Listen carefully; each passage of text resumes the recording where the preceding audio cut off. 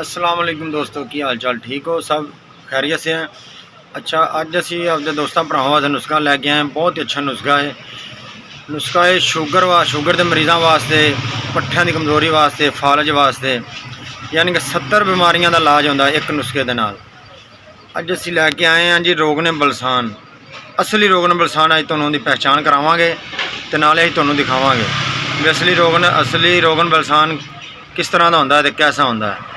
लो जी, यह जे रोग ने बलसान असली एक नंबर असी सऊदीया तो मंगवाया जी। रोग ने बलसान ये शुगर के मरीज़ों वास्ते, कुवत आबा वास्ते, फालज वास्ते, दर्दां वास्ते, बेऔलादियां वास्ते, जरियान एहतलाम वास्ते बहुत अच्छा रिजल्ट इहदा। अगर दर्दां वास्ते इस्तेमाल करना है तो अद्धी स्टाकी रोग ने जैतून लेना अच्छे वाला, उन्होंने गर्म करके 5 तो 6 कतरे तुसीं उहदे पाने रोग ने बलसान दे, फिर उन्होंने दर्द जगह तो अच्छी तरह मलना। इंशाअल्लाह तक दर्द खत्म हो जानियाँ। बहुत अच्छा रिजल्ट इहदा। साडे चैनल नूं लाइक करो, सबसक्राइब करो, दुआवां च याद रखो। हाँ जी दोस्तों, हुण तुहानूं असीं रोगने बलसान इस्तेमाल करने का तरीका दसने हैं।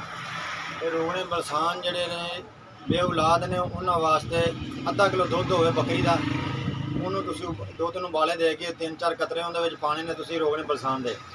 3-4 कतरे पा के मगरब टाइम खाना खा लेना। मगरब टाइम खाना खाने तो बाद तुसीं उन्होंने 1 घंटे बाद दुध इस्तेमाल करना है।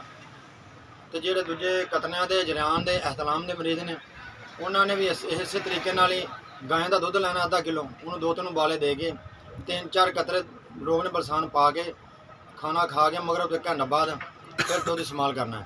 इंशाअल्लाह अल्लाह दे हुक्म नाल मज़ा